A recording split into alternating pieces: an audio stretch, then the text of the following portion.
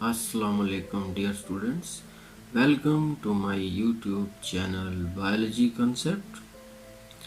तो आज हमारा टॉपिक है चैप्टर 11 बायो एनर्जेटिक। टॉपिक है light, the driving energy for photosynthesis. क्योंकि हम फोटोसिंथेसिस का पोर्शन डिस्कस कर रहे हैं, इसमें वाटर को भी डिस्कस किया है, फोटोसिंथेटिक पिगमेंट के ऊपर पिछले लेक्चर किया है, और अब इस लेक्चर में हम डिस्कस कर रहे हैं लाइट का रोल क्या होता है फोटोसिंथेसिस में। तो लाइट को डिस्कस करते हैं। देखें जी स्टूडेंट्स, तो लाइट, तो व्हाट इज़ लाइट? तो आपने पढ़ा होगा कि लाइट एक, हम कहते हैं कि इलेक्ट्रोमैग्नेटिक एनर्जी है, फॉर्म ऑफ एनर्जी है जो फोटोसिंथेसिस को ड्राइव कर रही है। तो अगर लाइट एनर्जी नहीं होगी तो फोटोसिंथेसिस रन नहीं होगा, रिएक्शन। ठीक है, तो ये रेडिएशन भी कहते हैं इसको, इलेक्ट्रोमैग्नेटिक एनर्जी भी कहते हैं। तो लाइट बिहेव करती है as a wave and as a particle. तो पार्टिकल में जब बिहेव करेगी जैसे कहेंगे फोटोन। तो ये ड्यूअल बिहेवियर ऑफ लाइट है, ड्यूअल नेचर ऑफ लाइट है। तो अब ये पार्टिकल फोटोन फिर क्या करेंगे, बाद में एनर्जी ड्राइव करेंगे जिससे फोटोसिंथेसिस टेक प्लेस होगी। तो उससे पहले कि हम लाइट का रोल स्टडी करें, हम एक कॉलम की हेल्प से ये डिस्कस करते हैं कि हमारे पास ये जो लाइट का पोर्शन आ रहा है ये कौन सा है, और मेन जितनी भी रेडिएशंस हैं जो नेचर में प्रेजेंट है यूनिवर्स में वो कौन सी। तो इसको मैं इससे हेल्प से, इसकी एक बार की हेल्प से एक्सप्लेन करने जा रहा हूँ। देखें इसमें आपको नज़र आ रहा है कि बॉटम पे इसकी मैंने मेंशन किया है नैनोमीटर, 0.001 नैनोमीटर। तो ये सबसे कह सकते हैं कि कम वेवलेंथ की लाइट एनर्जी होती है, लाइट कह ले रेडिएशन होती है, इन्हें कहते हैं गैमा रेज। फिर उसके बाद 0.1 nanometre X rays, 10 nanometre UV rays, फिर नैनोमीटर 1000 नैनोमीटर तक विजिबल स्पेक्ट्रम पोर्शन हो रहा है। फिर इंफ्रारेड 0.1 मिलीमीटर में आ जाती हैं, फिर सेंटीमीटर में माइक्रोवेव्स, और 100 मीटर्स तक रेडियो वेव्स आ जाती हैं। जिस तरह वेवलेंथ हम लेफ्ट से राइट मूव कर रहे हैं, वेवलेंथ इंक्रीज हो रही है। अगर वेवलेंथ इंक्रीज होती है तो इनकी फिर एनर्जी डिक्रीज होती है। तो सबसे ज़्यादा एनर्जी कौन सी की होती है? जिसकी वेवलेंथ कम होती है रेडिएशन की। और जिस तरह इनकी वेवलेंथ बढ़ती जाएगी, इनकी पेनिट्रेशन पावर, या हम कह सकते हैं कि इनकी एनर्जी कम होती जाएगी। तो इसमें से जो 1000 नैनोमीटर से नीचे है पोर्शन, 380 से लेकर 750 तक, वो पोर्शन कहलाएगा विजिबल स्पेक्ट्रम, VS कह ले, विजिबल लाइट कह लें उसको। तो वही पोर्शन हमारी आइज डिटेक्ट कर सकती हैं, और उसी को ऊपर नेचर चल रही है मोस्टली ज़्यादा। तो वही फोटोसिंथेसिस में टेक पास करता है। ये 380 नैनोमीटर से स्टार्ट होता है, 750 नैनोमीटर तक इसने जाना होता है। इसमें 7 कलर होते हैं जब इसको हम प्रिज्म में से पास करते हैं। देखें नीचे शो कर रहा हूँ मैं इसमें कलर्स। तो जब ये light, visible spectrum of light बनाना है, तो विजिबल लाइट जब किसी प्रिज्म में से पास करेंगे तो ये 7 कलर में क्या हो जाएगी, स्प्लिट हो जाएगी। तो ये इसका 7 कलर में स्प्लिट होना कहलाएगा विजिबल लाइट स्पेक्ट्रम, या स्पेक्ट्रम ऑफ विजिबल लाइट। ये 380 नैनोमीटर से स्टार्ट होगा। देखिए मैं ऊपर कर रहा हूँ, ये 380 नैनोमीटर से स्टार्ट होगा, और इसने जाना है, विब गॉयर ने 750 नैनोमीटर तक। ये लेंगे तो इसमें violet, indigo, blue, green, yellow, orange and red 7 colour होते हैं। तो यही फोटोसिंथेसिस में यूज़ होने। अब ये सारे कलर नहीं यूज़ होंगे, इनमें से कोई मोस्टली कलर्स ब्लू और रेड यूज़ होते हैं, बाकी लीस्ट एब्जॉर्ब होते हैं। तो ये कहला रहा है स्पेक्ट्रम ऑफ विजिबल लाइट। ठीक है, तो यही फोटोसिंथेसिस में लाइट यूज होती है। तो लाइट क्या है? Driving energy for photosynthesis. मतलब कि एमसीक्यूज है कि लाइट एनर्जी का कितने परसेंट प्लांट का लीफ एब्जॉर्ब करता है। तो देखें जी, only 1% light energy fall on the leaf absorb, बाकी लाइट एनर्जी रिफ्लेक्ट कर दी जाएगी, वो फोटोसिंथेसिस में टेक पार्ट नहीं करेगी। Only 1% light fall on the leaf absorb and rest reflected. ठीक हो गया। तो हम पढ़ रहे हैं light the driving energy for photosynthesis. तो अब देखते हैं नेक्स्ट कि अब लाइट प्लांट का लीफ एब्जॉर्ब कर रहा है, उसमें जो क्लोरोफिल है या और पिगमेंट है क्लोरोप्लास्ट के अंदर, वो लाइट को एब्जॉर्ब कर रहे हैं। तो उनकी एब्जॉर्प्शन से लाइट की एक ग्राफ बन रहा है कि उन्होंने कौन सी लाइट एब्जॉर्ब की, कौन सी नहीं की। तो उस ग्राफ का नेम है एब्जॉर्प्शन स्पेक्ट्रम। उसे कहेंगे हम absorption spectrum. The graph plotting absorption of light of different wavelength by a pigment. तो हर पिगमेंट का अपना एब्जॉर्प्शन स्पेक्ट्रम होता है। क्लोरोफिल ए का और होगा, बी का और होगा, कैरोटीनॉइड का और एब्जॉर्प्शन स्पेक्ट्रम होता है। तो वैसे लिखा हुआ क्लोरोफिल ए बी में मोस्टली ब्लू और रेड कलर ज़्यादा एब्जॉर्ब हो रहे हैं दूसरे कलर की बनिस्बत। तो ये एब्जॉर्प्शन स्पेक्ट्रम ये शो करता है कि कौन सा कलर एब्जॉर्ब किया गया है। किसने एब्जॉर्ब किया है? पिगमेंट्स ने। फोटोसिंथेटिक पिगमेंट्स जो कहाँ प्रेजेंट होते हैं? क्लोरोप्लास्ट के अंदर। इसके ऊपर भी लेक्चर दे चुका हूँ फोटोसिंथेटिक पिगमेंट के ऊपर कि ये इसमें मेन प्रिंसिपल पिगमेंट क्लोरोफिल है, बाकी एसेसरी पिगमेंट्स हैं। क्लोरोफिल बी है, कैरोटीनॉइड है, ठीक है। कैरोटीनॉइड में कैरोटीन, ज़ैंथोफिल होते हैं। चलें भी नेक्स्ट चलते हैं। ये बना हुआ है, अब तो नज़र आ रहा है एब्जॉर्प्शन स्पेक्ट्रम। इसमें 3 कलर्स हैं। ब्लैक कलर्स कैरोटीनॉइड को शो कर रहा है कि देखें वो की और वेवलेंथ एब्जॉर्ब कर रहा है। वेवलेंथ 7 कलर्स हैं जिनको वेवलेंथ भी कह रहा हूँ मैं। इन कलर को 380 से लेकर 750 नैनोमीटर तक लैम्डा से शो किया है वेवलेंथ को। इधर परसेंटेज एब्जॉर्ब की शो की जा रही है इस एक्सेस पर कि कौन सी कितनी परसेंट एब्जॉर्ब हो रही है। तो क्लोरोफिल बी का रेड से शो किया गया और क्लोरोफिल ए का ग्रीन से। तो इसमें आप देख सकते हैं कि क्लोरोफिल ए है मोस्टली ब्लू और रेड कलर को ज़्यादा एब्जॉर्ब कर रहा है, जबकि बाकी और डिफरेंट कलर एब्जॉर्ब कर रहे हैं। तो हर पिगमेंट का एब्जॉर्प्शन स्पेक्ट्रम दूसरे पिगमेंट से डिफरेंट होता है। ठीक है, ये तो लाइट में हो गया टॉपिक। अब नेक्स्ट आ रहा है एक्शन स्पेक्ट्रम। तो एक्शन स्पेक्ट्रम ये बताएगा कि एब्जॉर्प्शन तो होगी लाइट की, 2-3 कलर जो भी एब्जॉर्ब किए, तो उनमें से कौन सा कलर ज़्यादा इफेक्टिव हुआ है फोटोसिंथेसिस में। ठीक है, तो फर्ज किया उसने 2-3 कलर एब्जॉर्ब किए हैं, तो जो ज़्यादा इफेक्टिव होगा उसके लिए हम एक ग्राफ बनाएंगे और उसका बनना कहलाएगा एक्शन स्पेक्ट्रम। तो एक्शन स्पेक्ट्रम क्या होगा?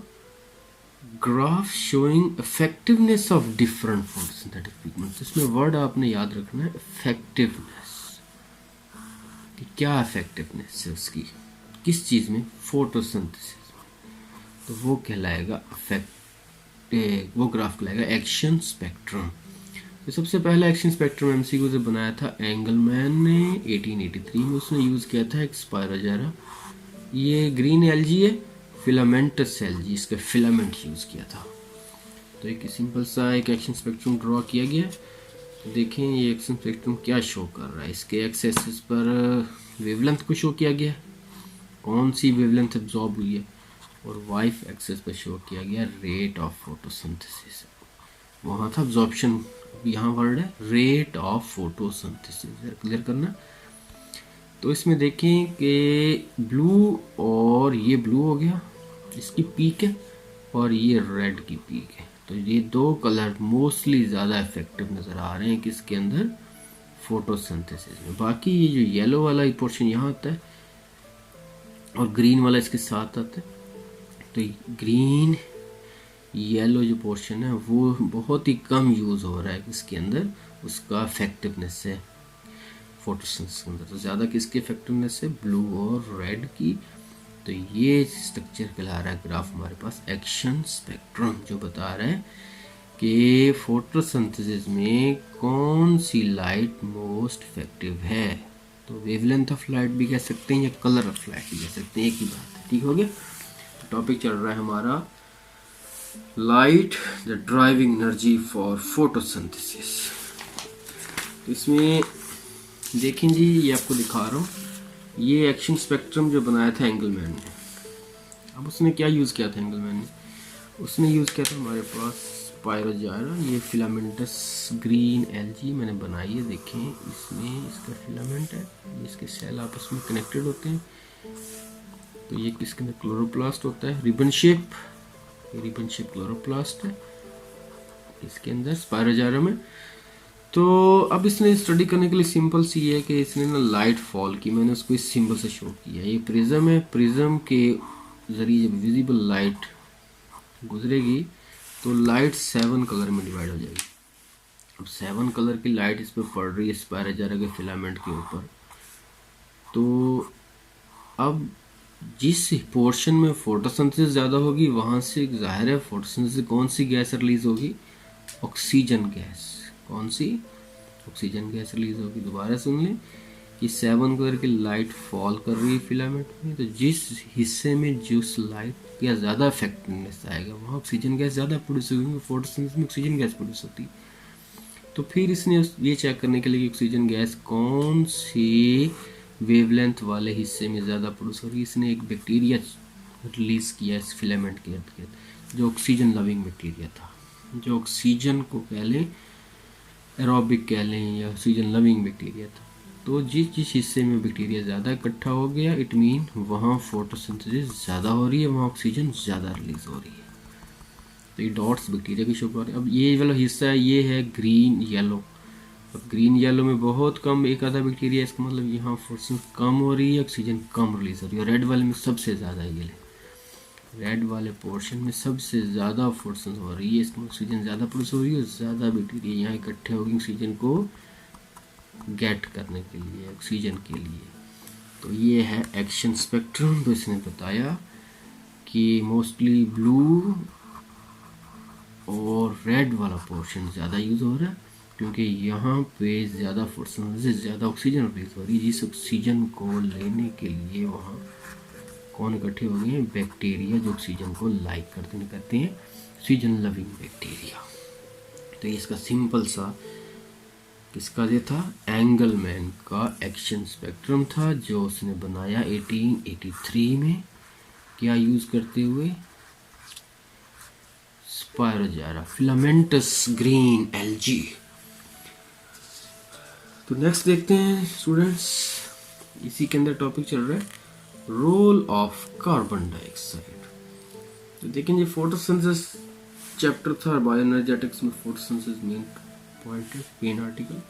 तो फोटोसिंथेसिस के लिए चाहिए वाटर, हमने स्टडी कर लिया। फोटोसिंथेसिस के लिए चाहिए लाइट। तो role of carbon dioxide in photosynthesis, तो कार्बन डाइऑक्साइड का रोल ये होगा कि फोटोसिंथेसिस में कार्बन डाइऑक्साइड कार्बन प्रोवाइड करती है, क्या बनाने के लिए, कार्बोहाइड्रेट बनाने के लिए, शुगर बनाने के लिए। तो कार्बन डाइऑक्साइड नहीं होगी तो ग्लूकोज की सिंथेसिस नहीं होगी, शुगर नहीं सिंथेसाइज होगी। तो इसमें फोटोसिंथेसिस देखें कि फोटोसिंथेसिस दो तरह के ऑर्गेनिज्म करते हैं, एक जो रहते हैं टेरेस्ट्रियल प्लांट होते हैं, एक होते हैं एक्वाटिक जो वाटर में होते हैं। 10% टेरेस्ट्रियल फोटोसिंथेसिस होती है, सिर्फ ओनली 10%, बाकी कहाँ हो रही है जी, वाटर में 90% वाटर में, एक्वाटिक में। दोनों कहाँ से कार्बन से गेट करते हैं, तो एटमॉस्फेयर में कार्बन से होती है 0.03% गैसियस फॉर्म में, ये तो ले लेते हैं टेरेस्ट्रियल प्लांट।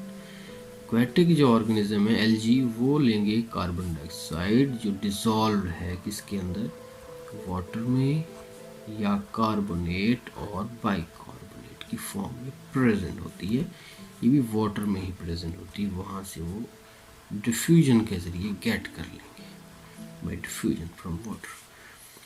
तो अब देखते हैं जो टेरेस्ट्रियल प्लांट्स हैं, टेरेस्ट्रियल प्लांट कौन से पोर्स के ज़रिए कार्बन डाइऑक्साइड गेट करेंगे, कहाँ से कार्बन डाइऑक्साइड इंटर होगी, तो ये देख मैंने एक लीफ बनाया है, इस लीफ की एपिडर्मिस में मोस्टली लोअर एपिडर्मिस आपको ओपनिंग नज़र आ रही है, जिसका नाम है स्टोमेटा।